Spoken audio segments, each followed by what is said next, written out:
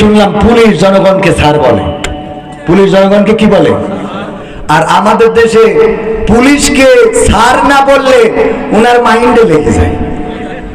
এখন থেকে কোন পুলিশ, কোন ট্রাফিক বা আইন প্রশাসনের যারা নৈতিক দায়িত্ব যদি পালন না করে, তাইলে 999-999 ফোন দেবেন।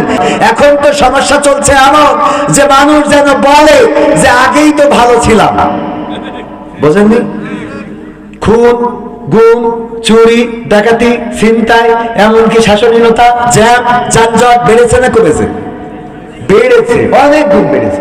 বাড়ার কারণ কি জানেন? বলবো?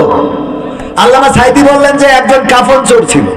সে কাফন চোর মারা যাওয়ার সময় ওসিয়াত করলো যে আমি মারা যাওয়ার পরে তোমরা এমন কিছু করবা যাতে লোকে আমারে ভালো বলে, তোমাদের বাবারে ভালো বলে। তো যখন কাফন চোর মারা গেল, ওরা চিন্তা করলো আমরা তাহলে নামাজ পড়ি। 3-4টা ছেলে ওরা চিন্তা করলো আমরা নামাজ পড়ি, আমরা আর কাফন চুরি করা যাবে না। আব্বা যেহেতু বলেছে আব্বারে যেন লোকে ভালো বলে, তো নামাজ পড়ে। নামাজ পড়লেও মানুষ বলে কাফন, নামাজ পড়লে কি হবে, কাফন চোরা ছেলে। তো তাইলে দেখলো শুধু নামাজ পড়লে হবে না, কি করা যায়, আরো কিছু ভালো কাজ করি। প্রতি ওয়াক্ত নামাজে কিছু তাবারক নিয়ে যায়, সব মুসাল্লিদের খাওয়ায়। মানুষ জিজ্ঞেস করে আজকে জিলেপি দিল কি? কয় ওই যে কাফন চোরা ছেলেরা দিচ্ছে। বেকায়দা না? চিন্তা করলে এ করে তো আসছে না, তাই আরো ভালো কাজ করি, গ্রেড বাড়াই। কি করা যায়? এই গ্রামে দেখো কারা অসহায় আছে, ঘর নাই, বাড়ি নাই, টাকা নাই, তাদেরকে টাকা দিই, ঘর দিই, বাড়ি দিই। এইগুলো দেশে যার ঘর ছিল না ঘর হয়েছে, যার ছাগল ছিল না ছাগল দেশে, গরু ছিল না গরু দেশে। কয় এগুলো কই পাইলা? কয় যে কাফন চোরা ছেলেরা দেশে। তো তাহলে এটা দিয়েও তো মান সম্মান আব্বারে বাড়াইতে পারলাম না। এখন 3 ভাই 4 ভাই তারা মিটিং করলো যে আব্বার তো মান বাড়াইতে পারি না, আব্বারে তো কেউ ভালো বলে না, কি করা যায়? আমরা তাহলে আবার কাপড় চুরিতে ফিরে যাব। কাপড় চুরি করে মানুষে বলে যে ওর বাপও কাপড় চুরি করতো, এও কাপড় চুরি করে। চাইলে কি আব্বার দাম বাড়লো? এরপরে বুদ্ধি করলো থাক, দরকার নাই। এইবার আমরা এক কাজ করা যায়, কাপড় তো চুরি করবো, ওই লাশটাকে তুলে পাশায় একটা বাঁশ ভরিয়ে পাইক গাছার 0 পয়েন্টে টেঙায় রাখবো। যখন এই কাজ করা শুরু করলো, কাপড় তো চুরি করে করে লাস্টারে উঠায়, বাঁশ একটা ভরে পাইক গাছার 0 পয়েন্টে ওই রাত্রের মধ্যে টেঙায় রাখে। মানুষে কয় এদের থেকে তো এদের বাপ ভালো ছিল, কারণ সে তো খালি কাপড় চুরি করতো, আর এরা তো ডাইরেক্ট লাস্টারে তুলে বাঁশ ভরে টানায় রাখে।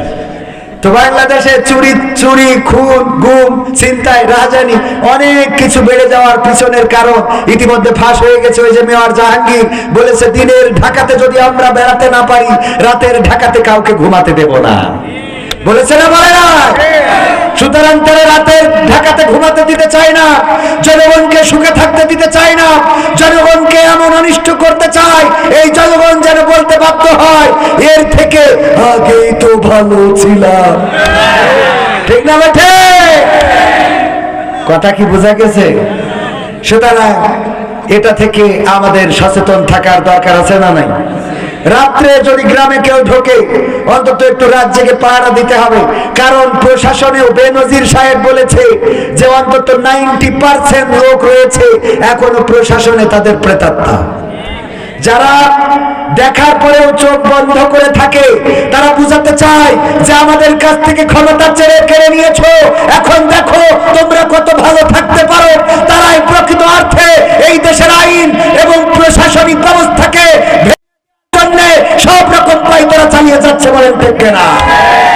গতকালকেও 0 পয়েন্টের আগে পুলিশে দাঁড় করালো আপনাদের এলাকারই পুলিশ, কালীগঞ্জে বাড়ি, সাতক্ষীরা। আমাকে চেনার পরে বললো কই ভাই আপনার ভিডিও দেখি, ভাই আলোচনা তো করেন, নাটক করেন, সচেতনমূলক ভিডিও করেন, আপনার কাছে একটা অনুরোধ। কি? পুলিশের ভাবমূর্তি যেন উজ্জ্বল হয় এবং পুলিশের প্রতি মানুষের যেন নেগেটিভ ধারণা না থাকে, এ ব্যাপারে একটু ভিডিও বানাবেন বা এই ব্যাপারে একটু নসিহা করবেন। বললাম নসিহা যে করবো সেই কাজটা তো করবেন, কথা কয় না? সেই কাজটা আগে করেন। আপনারা যা করেছেন এই নসিহা করলে তো স্টেজ থেকে আমারই নামাই দেবে, কারণ আপনাদের হাতে এখনো রক্তের দাগ লেগে আছে। যেই মানুষদের সম্মান ছিল আকাশচুম্বী, যাদের ব্যাপারে আল্লাহ রাসূল বলেছেন ওগো আমার সাহাবীরা শুনে নাও, এই আসমানে যতগুলো তারকা রাজি রয়েছে তার মধ্যে যাদের যেমন মূল্য, আমার উম্মতদের মধ্যে আলেমদের তেমন মূল্য।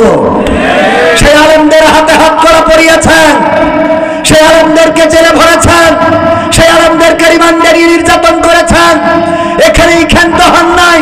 তাওহীদি জনতা হৃদয়ের স্পন্দন ইসলামী আন্দোলনের নেতা কর্মীদেরকে ছিল তারা বিদায় করে দিয়েছেন। আপনারা তো তারা যারা মামুনুল হকের মতো সোজা মানুষটাকে কুজা করে ফেলেছেন, আমির হামজাকে কারাগারে ভরেছেন, সাইদির হাতে হাত করা পরিয়েছেন, সমস্ত দাড়িওয়ালা টুপিওয়ালারা ছিল আপনাদের চক্ষুশূল। আপনাদের এই ইমেজটা যদি উদ্ধার করতে হয়, এই আলেমদের নিরাপত্তার ব্যবস্থাকে করতে হবে, ঠিক না বেঠে? এখনো সুযোগ খোঁজে যে 90% এখনো আমাদের সামনে দাঁড়াবে, তারা টেনশনের কোনো কারণ নাই। কারণ এতদিন সরকার বলেছিল খাও আমার গাও আমার, খেয়েছে আর গেয়েছে। একজন এমপি মন্ত্রীর থেকে থানার ওসির দাম বেশি ছিল।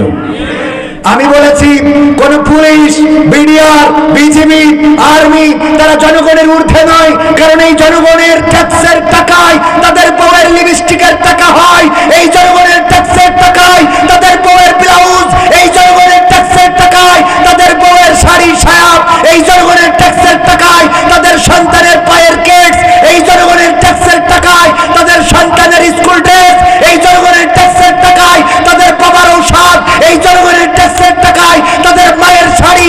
আবার তারা আমাদের ট্যাক্সের টাকায় কেনা বন্দুক আর তার গুলি আমাদেরকে উপহার দেয়, বলেন ঠিক কিনা? আর জনগণের বুকে যদি গুলি চালানো হয়, অন্যায় ভাবে যদি গ্রেফতার করা হয়, আল্লাহর কসম করে বলি বাংলার তাওহীদি জনতা আবারও রাস্তায় নামবে, রক্ত লাগে রক্ত দেবে, কিন্তু জনগণের সেবক যারা তাদেরকে জনগণের সেবা করতে বাধ্য করবে। জনগণের সেবায় নিয়োজিত থাকতে হবে। সিঙ্গাপুর যাওয়ার পরে ওখানে যে শুনলাম পুলিশ জনগণকে স্যার বলে। পুলিশ জনগণকে কি বলে? আর আমাদের দেশে পুলিশকে স্যার না বললে ওনার মাইন্ডে লেগে যায়। এখন থেকে কোন পুলিশ, কোন ট্রাফিক বা এই আইন প্রশাসনের যারা নৈতিক দায়িত্ব যদি পালন না করে, তাইলে 999-999 ফোন দেবেন। এরপরেও যদি অসহযোগিতা করে, বৈষম্য বিরোধী ছাত্র আন্দোলন আছে না নাই, জানিয়ে দেবেন যে এই লোকটারে ফোন দিছিলাম, সহযোগিতা করে নাই। কারণ আইনের কাজ যদি আইন না করে, তখন আইনের কাজ করার জন্য বাংলাদেশের জনগণ আছে। কারণ জনগণের জন্যই আইন, আইনের জন্য জনগণ না, ঠিক না ভাই? আমাদের জন্য যে আইন প্রয়োজন, সেই আইন আমাদের জন্য করতে হবে। আইন করেছে, সেই আইনে আমাদের চলতে হবে। আমরা মানুষ, এইটা আমাদের জন্য প্রযোজ্য না, ঠিক না ভাই? ঠিক। আমাদের যদি এখন সরকার আইন করে বাংলাদেশের জনগণ ভাত খাওয়া যাবে না, রাসূলের সুন্নাহ খুরমা খেয়ে দিন কাটাইতে হবে, মানবো আমরা? আমাদের মোটে দিন চলে না, বিড়ি খাওয়ার টাকা নেই, খুরমা কিনবো কিন্তু, বুঝলেননি? তাহলে ওই আইন কি মানা যাবে? ওটা সৌদি আরবে যেই করেন।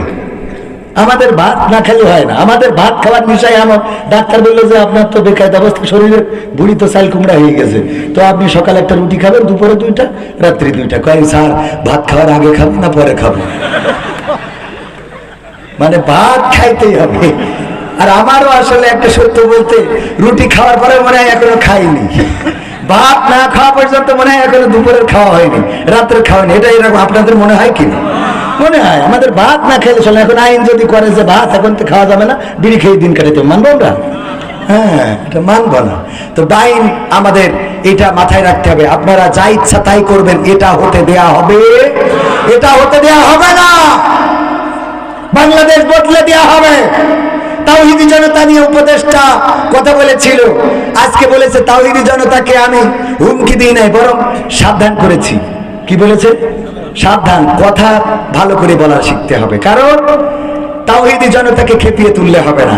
তসলিমা নাসরিনের বই এই সময়ে 21-এর বই মেলায় বিক্রি হবে, এটা বাংলাদেশের তাওহীদি জনতা মানবে না।